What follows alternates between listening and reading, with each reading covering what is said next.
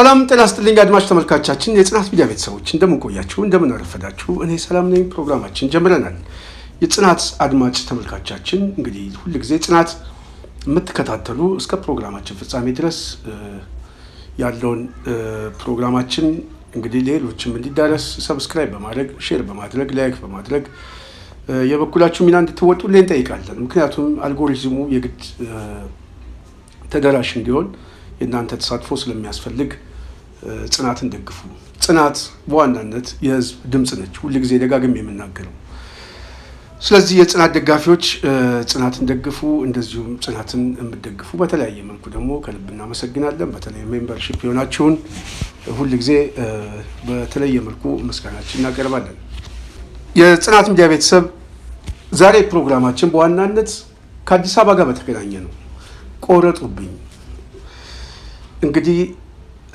አዲስ አበባ ላይ ያለው ፖለቲካዊ ውጥረት በጣም ከጊዜ ወደ ጊዜ መልኩን እየቀየረ እየመጣ ነው በተለይ ከምርጫ ጋር በተያያዘ አብይ ማደናገር የሚፈልግበት ምርጫ ላይ የህዝብ ድምጽ እንዳለውና በህዝብ የተመረጠ መንግስት ሆኖ እንደመጣ ለማስመሰል በሚቀጥለው ደግሞ ለሚከፍተው ጦርነትና ለሚያጠፋው ነፍስ ከህዝቡ የተሰጠኝ ስልጣን ነው ለማለት እቺ ምርጫ በጣም ይፈልጋታል ስለዚህ ይሄን ምርጫ ለማድረግ ደግሞ የግድ አጃቢዎች ያስፈልጉታል በውጤት ደረጃ ውጤት የማይቀይሩ በሂደቱ ግን ማጀብ የግዴታ የሆነባቸው ፓርቲዎችን የግድ ያሳትፋል እዛ ውስጥ የተለያየ አመለካከት ያላቸው ሰዎች አሉ ከጥቅም አሰላለፍ የመጣ አለ ያው ይሄ ምርጫ ቦርድ የሚሰጣቸው ኢንሴንቲቭ አለ እሷን ለመቀራመት የሚመጡ አሉ እንደዚሁ ደግሞ ሐሳባቸውን ለመሸጥ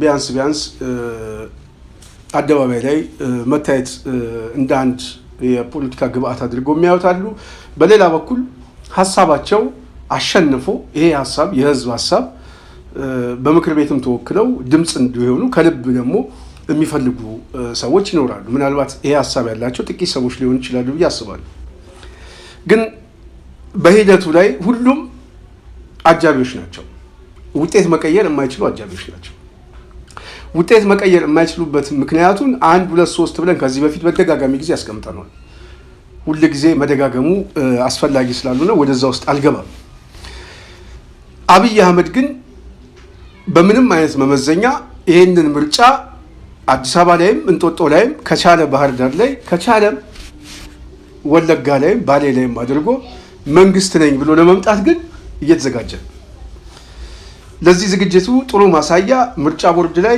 የተለያዩ እንቅስቃሴዎች አሉ አሁን ኦህዴድ ባሰማራቸው ሚኒሻዎች የምርጫ ሚኒሻ ተብሎ ተዘጋጅቷል እሱ ብቻ ሳይሆን የምርጫ የፖለቲካ ግብአት የሚሆኑ ካምፔን የሚያደርጉ ይሄ ምርጫ ህዝባዊ ምርጫ እንደሆነ ለማስመሰል በጣም ተቀዛቅዞባቸው ስለሆነ የአዲስ አበባ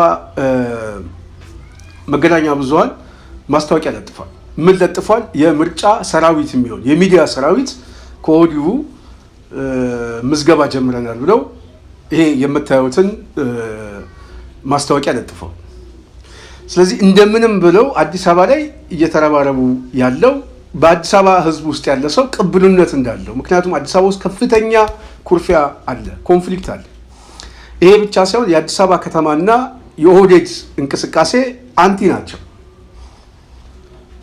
ስለዚህ አዲስ አበባ ላይ የሚያሰራቸው ገጽታ ግንባታዎች የኮሪደር ልማት ይሄ የወንዝ ዳር ምናምን የሚባለው በዋናነት የዲሞግራፊ መቀየር ጉዳይ ነው ይሄ አሁን እያንዳንዱን ህዝብ የምናስረዱ አይደለም አውቀዋል ግን ከዚህ ጋር በተያያዘ አዲስ አበባ ላይ ሊኖረው የሚችለው ምርጫ በራሱ በምርጫው አሁን ባለው የተለያዩ የፖለቲካ ሁኔታዎችም በከተማው ህዝብ ላይ አብዮት ይነሳል የሚል ግምገማ አለው ስለዚህ አዲስ አበባ ላይ የሚነሳው እንቅስቃሴ ደግሞ ውጫዊ ከሆነ ጦርነቱ ጋር ተደምሮ የመንግስት ስርዓቱን ለማፍረስ በጣም አመቺ እድል ይፈጥርለታል ተብሎ ተፈርቷል ስለዚህ ከምርጫ ጋር የተያዘ አብዮት እንደዚሁም ደግሞ ከተለያዩ ፖለቲካዊ ቀውሶችና አሁን ካለው ዓለም አቀፍ ሁኔታም ከፍተኛ የሆነ የኑሮ ውድነት ህዝቡ ወደ ቁጣ ሊገባ ይችላል የሚል ድምዳሜ ብልጽግናን አስጨንቆት ይገኛል። ስለዚህ አዲስ አበባን ለማፈን ያለ የሌለ መዋቅሩን እየተጠቀመ ነው። ሁለት ነገር ልንገራችሁ። አንደኛው በከተማ አስተዳደሩ ላይ የጸጥታ መዋቅሩ ኮሬ ነገኛ እንዲይዘው ተይዟል። በሙሉ የጅማ መዋቅር እንዲመጣ ነው የተደረገው። ጅማ ያሰለጠነው የአብይ የጅማ ቲም የኦዴድ በዋናነት ይሄንን የሚጠብቅ ኃይል በሙሉ በከተማ አስተዳደር ውስጥ የመንግስት መዋቅር ውስጥ እንደዚሁም የመንግስት መስሪያ ቤቱ እንዲጠብቅ ታዟል። ሁለተኛ አዲስ አበባ ላይ የሰላምና ደህንነት የሚባለው ከዚህ ከአክራሪ ጽንፈኛው ጋር ባለፈው ጊዜ ምዝገባ ተጀምሯል የተባለው ይሄ በተለይ ከነ አህመዲን ጀበል ጋር ምናምን የሚገናኘው ከዚህ ከሙስሊሙ ጋር የሚገናኘው አክራሪው እንትን ይሄ ብዙውን የማይወክለው እሱ ከአዲስ አበባ ሰላም እና ደህንነት ጋር እና ከብሔራዊ ደህንነት ጋር አብሮ መርጅ አድርጎ እንዲሰራ ምዝገባ እየጀመረ ነው። ይሄ ምዝገባ አንዱ ለምርጫ ነው፣ አንደኛው ደግሞ ለሰላምና ደህንነት የደህንነት መዋቅር ለመዘርጋት ነው።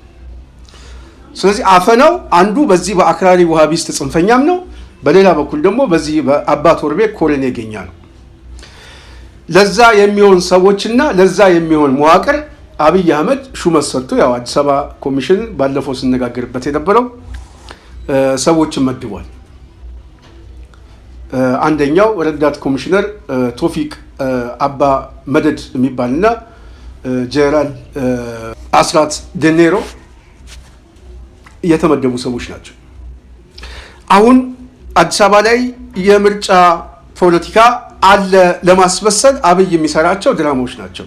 ውጤቱ ግን ምንድን ነው ከተባለ አብይ አህመድ ከዚህ በፊት ራሱ መራጭ፣ ራሱ የብልጽግና ሊቀመንበር፣ ራሱ እጩ፣ ራሱ ደግሞ ድምፅ ቆጣሪ እንደሆነ በተመሳሳይ የምርጫው የጀርባ ታሪክም የምርጫው እውነተኛ መልክም ይሄ።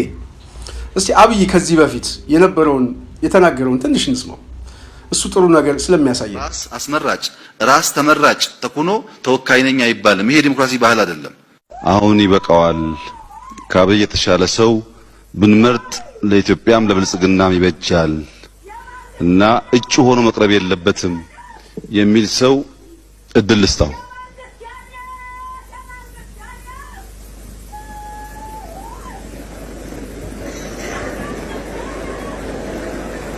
ጸጥታ ይሄ ብዙ ሰዎች የሚታዘቡት ምርጫ ነው። ዲሞክራሲያዊ መሆን አለበት።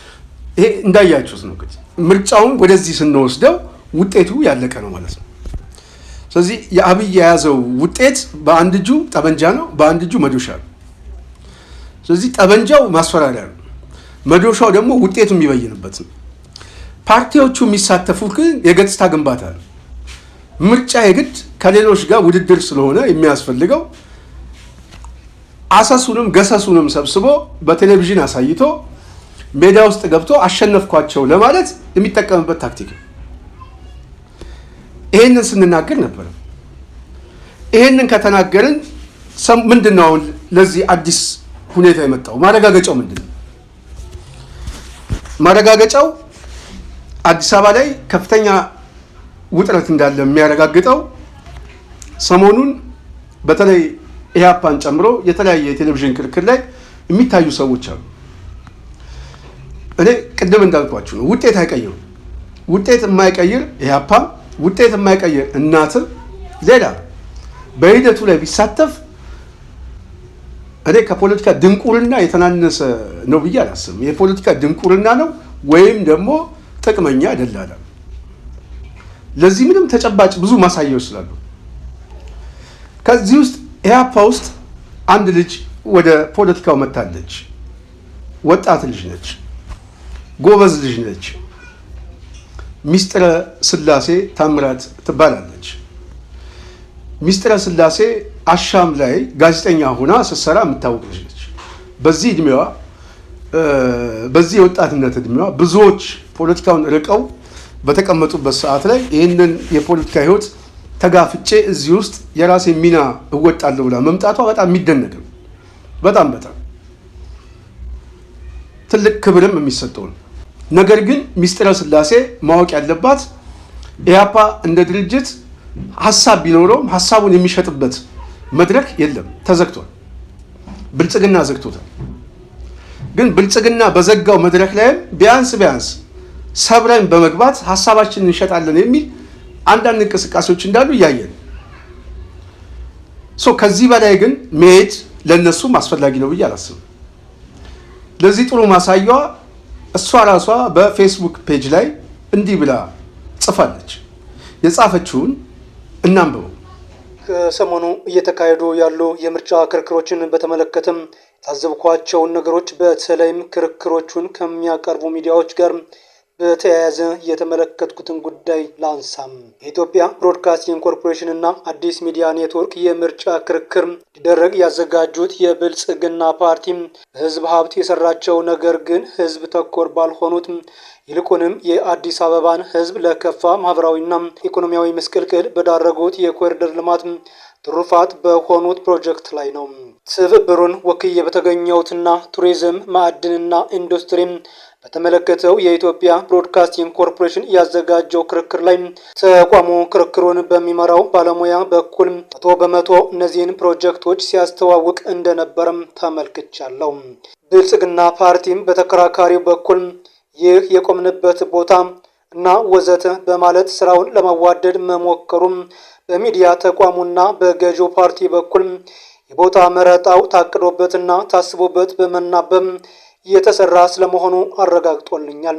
እኔ እንደ አንድ ጋዜጠኛ ቦታ አመራረጥ ከምንሰራው ዜናና ዘገባ ያልተናነሰ ነንቨርባል ኪው እንዳለው በደንብ አውቃለሁ። ኢቲቪና ባልደረቦቹ ይህ ሊጠፋቸውም አይችልም። ማንኛውም የኮሚኒኬሽን ባለሙያ ፍሬሚንግ ቶን፣ የእይታ ማረፊያዎችና የቦታ መረጣ በዘገባዎች ላይ ያላቸውን ተጽዕኖ ያውቃል። ስራዎቹን የሚሰራውም ያንኑ ታሳቢ በማድረግ ነው። ከስናቸው መመዘኛ ማዕዘናት ሁለቱም የሚዲያ ተቋማት ከመጡት የገዢው ተከራካሪ ወኪሎች ተጨማሪ የብልጽግና ወኪል መሆናቸውን አስመስክረዋል። ይህንን በተመለከተ በቀረጻ ወቅት አግባብነት እንደሌለውና ቢያንስ በምርጫ ወቅት እንኳን እንደዚህ በይፋ ገለልተኛ አለመሆናቸውን ሊያሳዩ እንደማይገባም የተናገርኩትን ክፍል ቆርጠው አውጥተውታል። በእርግጥ እንዳይተላለፍ ያደረጉት ይህንን ብቻ አይደለም። አዲስ ቲቪ በምርጫና በሀገራዊ ጉዳዮች ላይ ኢህአፓን ወክዬ የሰጠሁትን ቃለ መጠየቅ ሙሉ በሙሉ አፍኖ አስቀርቶታል። በእርግጥ በቃለ መጠየቅ ወቅት ጋዜጠኛው ከጋዜጠኛ በማይጠበቅ መልኩ ያሳየውን ወገንተኝነት በመመልከቴ አለማስተላለፋቸው እምብዛም ያስገረመኝ ባይሆንም ይህ ድርጊት ስለ ሚዲያ ተቋሙ ግን ብዙ የሚናገረው ነገር የመኖሩ ሀቅ አይኖረውም። የህዝብ ሚዲያ የመንግስት ፕሮፓጋንዳ መሳሪያ መሆኑም አይገባም። የዕለት ተዕለት እውነታው በተቃራኒው ቢሆንም ቢያንስ በምርጫ ወቅት ይህንን ግልጽ የገዢውን ፓርቲ የፕሮፓጋንዳ መሳሪያነት ገታ ያደርጉታል የሚል ትንሽ ተስፋም ነበረኝ። እንደሚታወቀው ፓርቲ ኢህአፓ በዚህ የምርጫ ሂደት ውስጥ እስከ መጨረሻው ለመቀበል ካስቀመጣቸው ቅድመ ሁኔታዎች ውስጥ የዲሞክራሲ ተቋማት ገለልተኛና የሚዲያ ነጻነት አንዱ ነው። ከላይ በጠቀስኳቸው ማሳያዎች ደግሞ ይህ የሚዲያ ገለልተኝነት መርህ በግልጽ ተጥሷል። በዚህ አጋጣሚ ይህንን የክርክር መድረክ በመምራትና በማስተባበር በኩል ፋና ብሮድካስቲንግ ኮርፖሬሽን እንዲሁም ባለሙያዎቹ ላሳዩት ፕሮፌሽናሊዝም አክብሮቴን ለመግለጽ እፈልጋለሁ ስትል የኢህአፓ ዋና ጸሐፊ ሚስጥረ ስላሴ ታምራት ገልጻለች። እንደሰማችሁት ነው።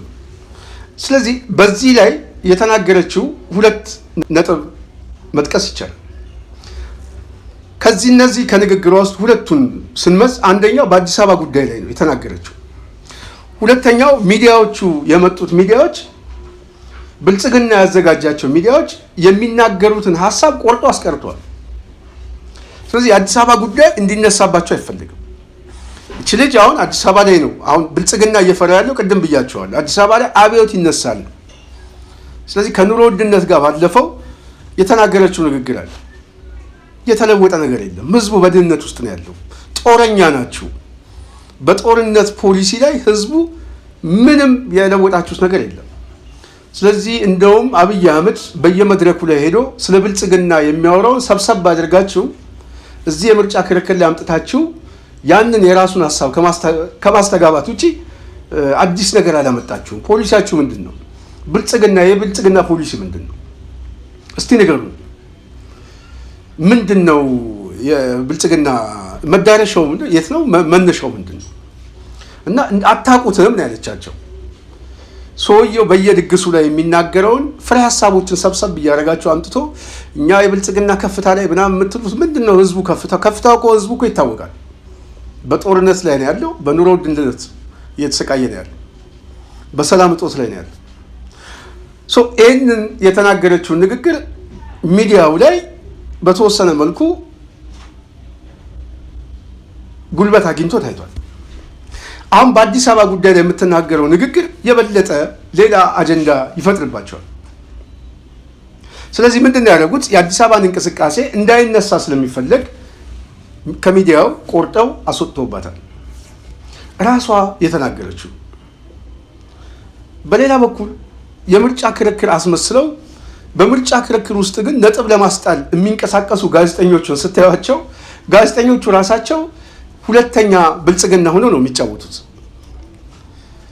የጋዜጠኞቹ ሚና ጥያቄውን ጠይቀው ተቃዋሚዎቹን ከህዝቡ ጋር ማስተዋወቅና ጥያቄያቸው ይገዛቸዋል አይገዛቸውም የሚለውን የምርጫ ክርክር አይደለም፣ የማኒፌስቶ ክርክር አይደለም። የጋዜጠኛው ሚና በዋናነት ተቃዋሚዎችን አታክ በማድረግ ነጥብ እንዲጥሉ በማድረግ ብልጽግና ቻንስ እንዳገኘ ወይም ደግሞ ለፖለቲካ ቅስቀሳ ናሬቲቭ አስቻይ ሊሆን የሚችል ነገር ከዚህ በፊት ከውጭ ፖሊሲ ጋር በተያያዘ በተለይ አንዳንድ ሰዎች የተናገሩትን እንዴት አድርገው ሲያጣጥሉት እንዳየን ሁላችንም እናውቀው። ስለዚህ አሁንም የጋዜጠኞቹ ሚና ይሄ ነው። ሚስጥረ ስላሴ የተናገረችውም ይሄ ነው።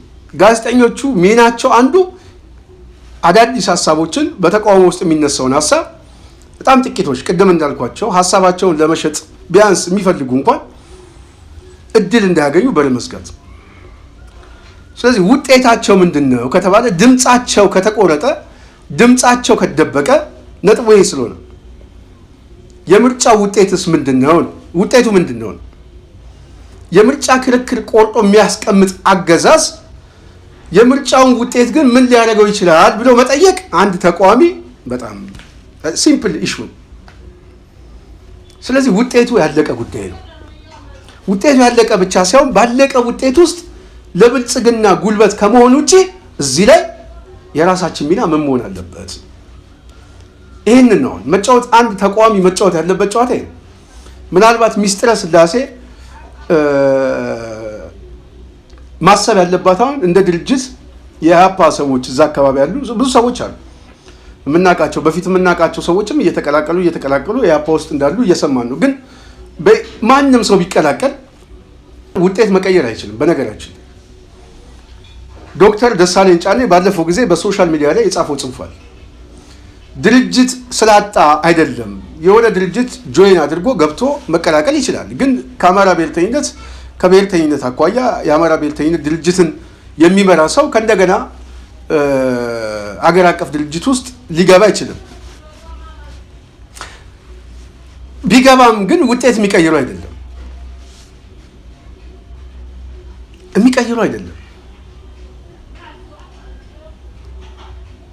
አሁን ዶክተር ደሳለኝ የሆነ ቦታ ላይ እድል አግኝቼ የምርጫ እጩ ውስጥ ብገባለሁ ቢል እሱም ማንም የሚወዳደርበት ቦታ ላይ ህዝቡ መርጫዋለሁ እንኳን ቢል ውጤቱን ይበይኑበታል። ህዝቡ ቢመርጠው እንኳን ወጥቶ አደባባይ ላይ ለመምረጥ እንኳን ዝግጁ ቢሆን ውጤቱ ይቀየራል። እኔ ያለቀ ጉዳይ ነው። አሁን አብይ አህመድ ከጠበንጃ ውጪ ማለት የጠበንጃው ትግል ፖለቲካዊ ብያኔ ያልተሰጠበትም የፖለቲካ ዲያሎግ በሌለበት ሁኔታ ላይ የጠበንጃው ትግል ባልተቋጨበት ሁኔታ የምርጫው ትግል ሊቋጭ አይችልም። በምርጫ የሚቋጭ የሚመጣ ሰላም የለም። ስለዚህ አብይ ምርጫውን የሚጠቀመው ለሰላም ሳይሆን ለመግደል ነው። ለመግደል ግን ህጋዊ እውቅና አገኘው ለማለት ምርጫውን አንዳንድ ጉልበት ይጠቀመዋል። ስለዚህ ለዚህ ጥሩ ማሳያ ሚስጥረ ስላሴ ድምፅ ተቆረጠብኝ ካለች ያውን በአዲስ አበባ ጉዳይ አዲስ አበባ ላይ ደግሞ የተነሳ አብዮት አለ። ይሄ አብዮት አዲስ አበባ ላይ አዲስ አበባን እንጠቀልላለን። አሁን ጨርሰናል። የአዲስ አበባን ጉዳይ ዲሞግራፊውን ቀይረናል። በኮሪደር ልማት በወንዝ ዳር በምናምን ይህንን ዲሞግራፊ ቀይረን የአዲስ አበባን ህዝብ አስወጥተነዋል። ወደ መሀል ወደ ከተማው የኦሮሚያ ማዕከሎችን በሙሉ ስበናል። አዲስ አበባ የኦሮሚያ እምብርት ሆናለች። ከዚህ በኋላ የሚቀረን አዲስ አበባን ወደ ጨፌ ለመጠቅለል ነው። ወደ ጨፌ ለመጠቅለል የምክክር ኮሚሽኑ ያስገባነው አጀንዳ አለ። በምክክር ኮሚሽኑ በዚህ ጉዳይ ላይ ኮንሰንሰስ እንዳለ እንደተስማማ አጀንዳ ሆኖ ይመጣል። በሌላ በኩል በምርጫ ደግሞ የጨፌ አካሎች ሊመረጡ።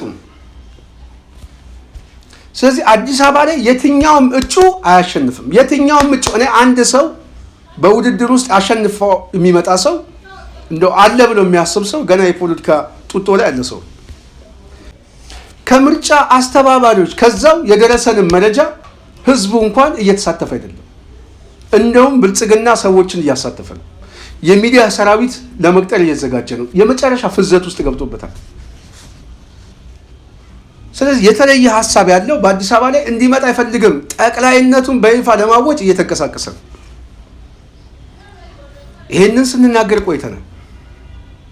ይሄንን የተለያየ የሚዲያ አርሚዎች እና በውጭና በውስጥ ያሉ ሰዎች ሰሞኑን የነበረው ጫጫታ በዚህ የመጨረሻ አጣብቂኝ ውስጥ ገብተዋል። ይሄንን ምርጫ እንደ ጥሩ እድል ተጠቅመን የአዲስ አበባን ጉዳይ እንወስናለን ቢሉ በአዲስ አበባ ውስጥ የኃይል ትግል የመጀመር እድሉን በጣም ሰፊ ነው። እንደውም የበለጠ እያፈጠነው ይመጣል። ስለዚህ እጩ ሆነው እዚህ ምርጫ ላይ አብይ ጉልበት አግኝቶ እንደ መጠቀሚያ ሊጠቀምባቸው የሚፈልጉ ፓርቲዎች ቆም ብለው የሚያስቡበት ታይሚንግ አሁን የአዲስ አበባን ህዝብ ዕዳ ውስጥ አትክተቱት ብለን እንጠይቃቸዋል። ሚስጥረ ስላሴ፣ ኢያፓ እዛ አካባቢ ያሉት ምናልባት በመግለጫም በምናምን በተወሰነ መልኩ የህዝቡን ትግል የሚደግፉት ፖለቲካዊ ትግል ነው የሚደረገው። ፖለቲካዊ ትግል የምታደርጉ ከሆነ ፖለቲካዊ ትግል ከምርጫ የሚመጣ ብቻ አይደለም። የምርጫ ትግል ሲዘጋ የህዝባዊ እምቢተኝነት ትግል ይከፈታል። የምርጫ ትግል የተዘጋ ነው። እናንተ የምገመግሙት እና ሌላው ሊገመግመው የሚችለው ተመሳሳይ ሴናሪዮ ነው።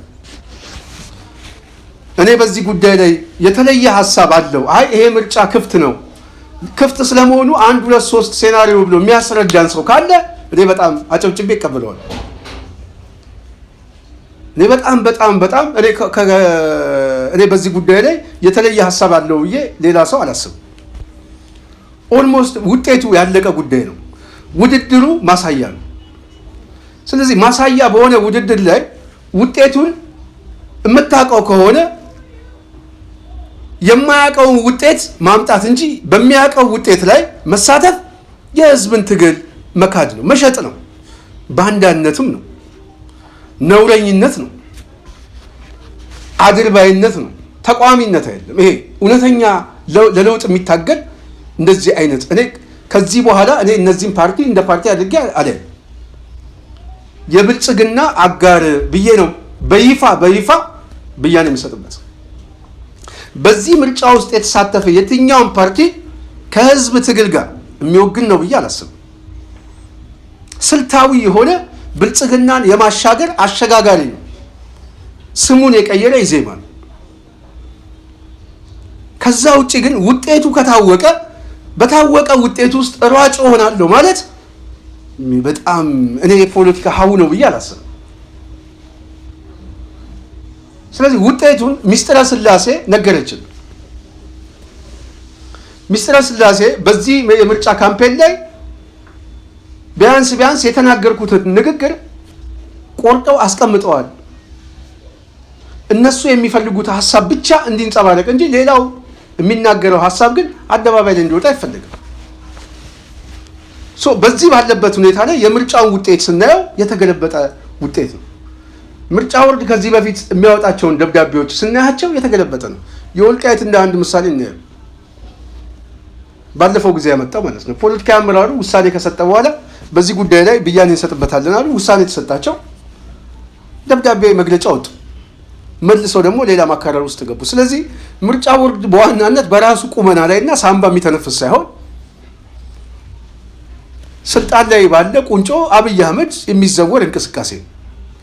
ስለዚህ ውጤቱ ከተቀመጠ፣ አሸናፊነቱ ፐርሰንቱ ከተቀመጠ፣ የትኛው እጩ እነማን እንደሚሳተፉ ከታወቀ በዚህ በታወቀ ሂደት ውስጥ ላይ እኔ ተጫዋች ሆኜ አልገባም።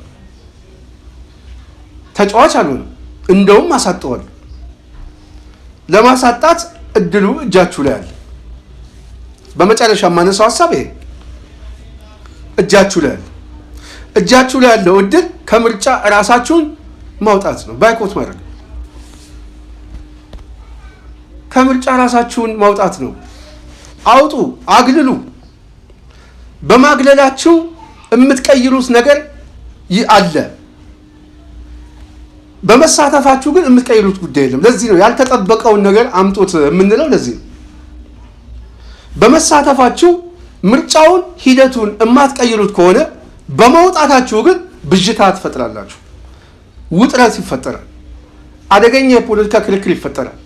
ኦህዴድ ብቻውን በተሳተፈበት ምርጫ ላይ በአዲስ አበባ ጉዳይ ላይ መወሰን አይቻልም። ቢወስንም በጉልበት ይታጠፋል። ይሄ ነው ባልተሳተፍኩት ህገ መንግስት ላይ አጨቃጫቂ የሆኑ ጉዳዮች ላይ 27 ዓመት ሙሉ ጠብቆ ዛሬ ሌላ ውጥረት እንደፈጠረ ጉዳይ ሁሉ ባልተሳተፍንበት ምርጫ ላይ አዲስ አበባን በማይወክል ጉዳይ ላይ የትኛውም ፓርቲ ባልተሳተፈበት ላይ በአዲስ አበባ ጉዳይ ሊወስን የሚችል ኦህዴድ የለም። የጠበንጃው ቃታ እስኪሰበር ብቻ ነው። አለቅ። ስለዚህ ውጥረት ይፈጠራል። ፖለቲካ ናሬቲቭ ይፈጠራል። ማታገያ አጀንዳ ይሆናል። ህዝቡን የሚቀሰቅስ ህዝባዊ እምቢተኝነት ለመፍጠር አመቺ ድል ይፈጠራል። ድምጻችን እየተቆራረጠ ነው። ስለዚህ ድምጻችንን በሚቆርጥ አገዛዝ ላይ በምርጫ ውስጥ ተሳትፈን ውጤት መቀየር አንችልም። ውጤቱ እንደማይቀየር ግልጽ ሆኗል። ስለዚህ ህዝቡን የሚያሳትፍ ህዝባዊ መልእክቶችን ማስተላለፍ ይቻላል።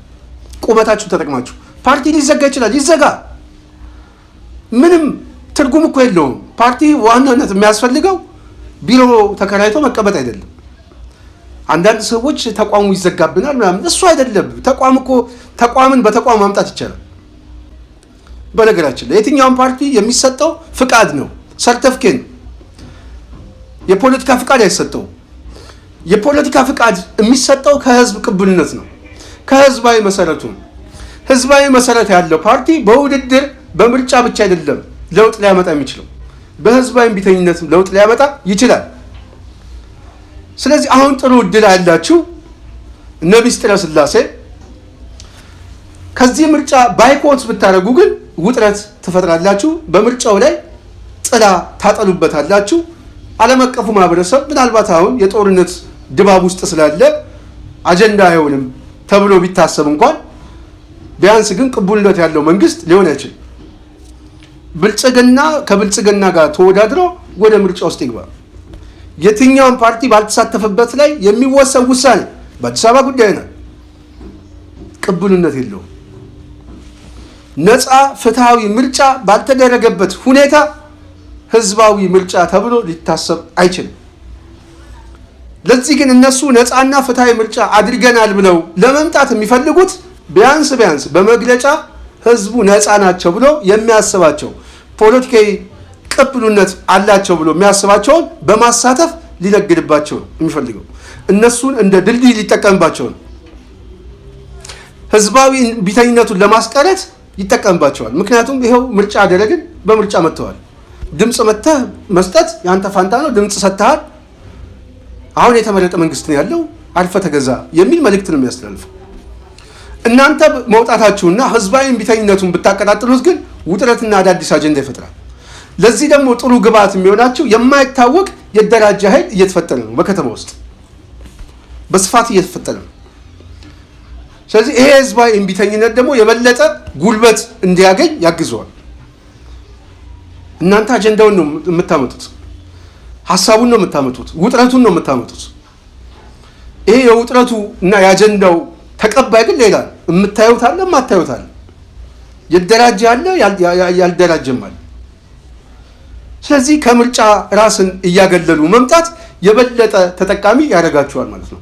በሂደቱ ላይ ተገማች ከሆነው ውጤት በሂደቱ ላይ ተገማች ባልሆነው ውጤት የበለጠ ፖለቲካዊ ትርፋላችሁ። ይህንን ነው አንድ ፖለቲከኛ ሊያስብ እንጂ።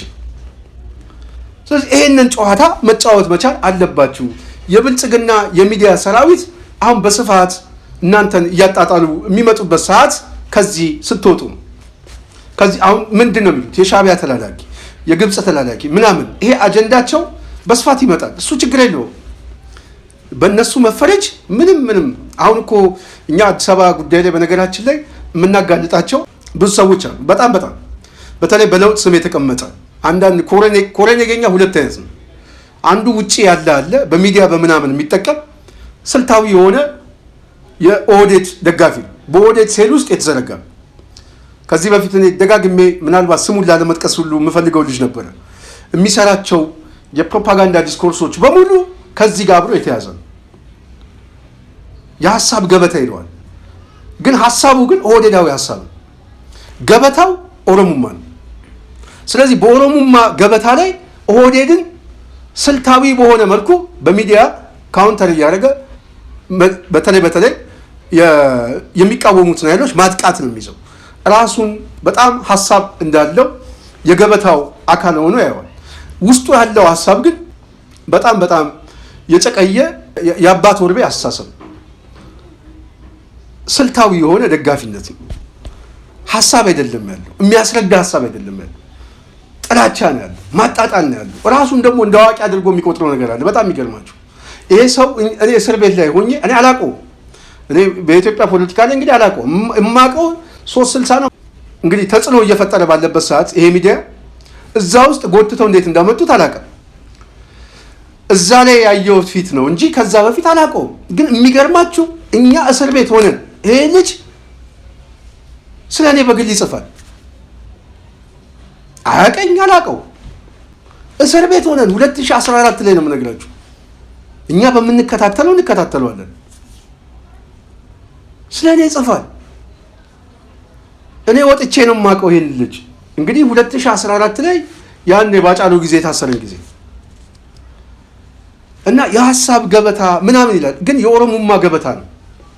በኦሮሙማ ገበታ ውስጥ ሁለት የሚያጠቃቸው ኃይሎች አሉ። አንዱ የአማራ ኃይሎችን ያጠቃል። የአማራን ፖለቲካ ማጣጣል ይፈልጋል፣ ካውንተር ማድረግ ይፈልጋል። በተለይ ደግሞ ይሄ እስክንድርን ያለበት እንቅስቃሴ መደገፍ የሚፈልግ ስልታዊ ደጋፊ ይመስላል። የሆነ ሰዓት ላይ ደግሞ የሆነ ቡድኖችን ይደግፋል። በጣም ተገለባባጭ የሆነ አክተር ነው ያለው። ይሄ ተገለባባጭ የሆነ ሚናው ላይ ግን ራሱን የሀሳብ ጎተራ አድርጎ በማየት ሌላውን ደግሞ በጣም በማሳነስ መምታት የሚፈልግ ነው። ልክ ይሄ አይነት የፖለቲካ አሳሰብ ኦህዴድ አዲስ አበባ ላይ ማጥቃት የሚፈልጉት በዚህ አይነት ስልት ነው። የሚፈልጉትን ሰው ያጣጥሉታል። የሚያጣጥሉት ሰው ምንጊዜ ሊመቱት የሚፈልጉት ሰው። ለዚህ ነው በጣም ልትመቱ ስትፈልጉ የሚያጣጥሏቸው። ገለባ የሆነ አሳሰብ ነው ያላቸው። እውነቴን ነው የምነግራቸው።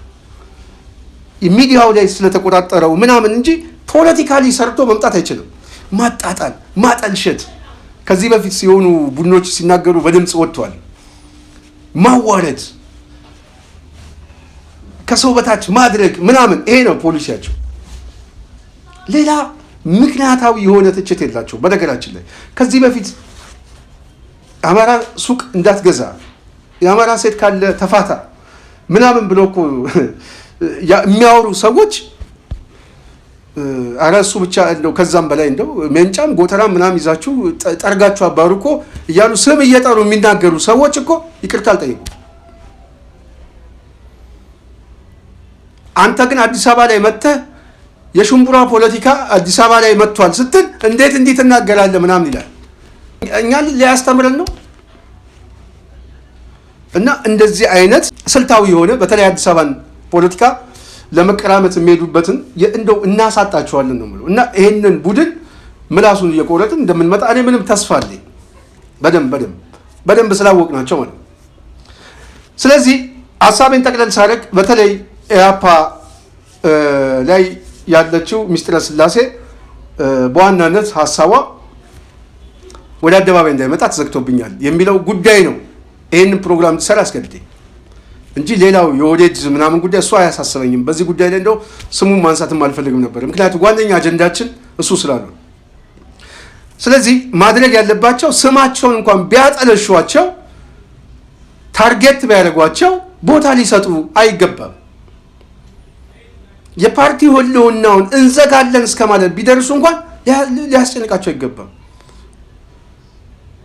እስከ መጨረሻው ድረስ እናስጨርሳቸዋለን። ፓርቲ ሲዘጉ ሌላ ፓርቲ ይመስርታል። ስለዚህ ዋነኛ መሰረታችሁ ህዝቡ ስለሆነ ፖለቲካዊ ጨዋታ መጫወት የምችሉት ከህዝቡ ጥያቄ ጋር እየተነሳችሁ ብትሄዱ ጥሩ ነው። ስለዚህ በውጤት ደረጃ የማትቀይሩት ምርጫ ስለሆነ ከምርጫ መውጣት ግን በራሱ ትግል አይደለም። ከምርጫ መውጣታችሁ በራሱ ውጥረት የሚፈጥር ነው። አንድ አጀንዳ ነው፣ ብልጽግናን የሚያጋልጥ ነው። ሁለተኛ ግን ውጥረቱን ደግሞ ወደ ውጤት መቀየር የሚቻለው ወደ ህዝባዊ እምቢተኝነት መቀየር ነው፣ ጥምረት መፍጠር ነው። ስለዚህ ወደ ህዝባዊ እምቢተኝነት ደግሞ ስታደርጉ ደግሞ ህዝባዊ እምቢተኝነቱን በሀገር አቀፍ ማድረግ ነው። ከአዲስ አበባ በመውጣት አዲስ አበባ ላይ ሆናችሁ ተመርታላችሁ፣ ግን በሀገር አቀፍ ይህንን መጥራት።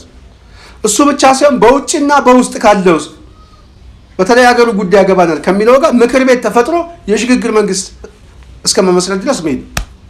የሽግግር መንግስት መመስረት አለበት፣ ህዝባዊ መንግስት። ፖለቲካዊ ውሳኔ ነው። እየወሰናችሁ ይህንን ውጥረት መፍጠር ነው። ምንም ሊያመጣ አይችልም። ምንም ግፋ ቢል እናስራለን ብሎ ማስፈራራት ነው። የበለጠ ደግሞ ስርዓቱን ድብልቅልቁን ያወጣዋል። እናንተም የፖለቲካ ካፒታላችሁ እየጨመረ ይመጣል። የህዝባዊ ትግሉም አንድ እርምጃ ከፍ እያለ ይሄዳል። ስለዚህ ራሳችሁን ለመስዋዕትነት በማዘጋጀት እንደዚህ አይነት ውጥረት ውስጥ ከታችሁት አገዛዙን ማሽመድመድ ወሳኝ ሰዓት ነው። ኳሱ ያለውን እጃችሁ ላይ፣ ይሄንን ተጠቀሙ። ይሄ ነው ሰላማዊ ትግል አንዱ ሚና እንጂ ምርጫ ውስጥ ገብታችሁ ምናምን የቴሌቪዥን ክርክር ላይ ሀሳባችን ተቆረጠ ምናምን ያላችሁ በመለቅ ለቅሶ አንዱ ጉዳይ ነው። ለቅሶን ግን ወደ ውጤት ካልተቀየረ ግን በራሱ ለቅሶ ፖለቲካዊ ነው። ይህንን መለወጥ አለባችሁ ብዬ አስባለሁ። የጽናት ሚዲያ ቤተሰብ በዋናነት ዛሬ ሚስጥረ ስላሴ ያመጣችሁን ሀሳብ ወደ እናንተ እናምጣ ብለን ነው። የአዲስ አበባ ጉዳይ ላይ ያነሳችሁ ሀሳብ ተቆርጦባታል። ድምጿ ሲቆረጥ የምርጫ ቦርድ ድምፅ ደግሞ ምን ሊሆን እንደሚችል ከወዲሁ ማሳያ ስለሚሆን የኦህዴድ አገዛዝ ፍርሃት በዚህ ደረጃ እንደሆነ ከግምት እንድታስገቡት ለማሳየት ነው። ከዛ ውጪ ዋነኛ አጀንዳችን የአዲስ አበባ ጉዳይ ላይ በምናነሳቸው አዳዲስ ጉዳዮችና ብዙ ተጠባቂውን ጉዳዮች ወደፊት እየተከታተልን ከእናንተ ጋር የምናወራበት ይሆናል። ስላልተከታተላችሁን ከልብ እናመሰግናለን። ሙሉ ዝግጅት ያዘጋጀሁላችሁ እኔ ስንታየው ቸኮል ነኝ። ሰላም።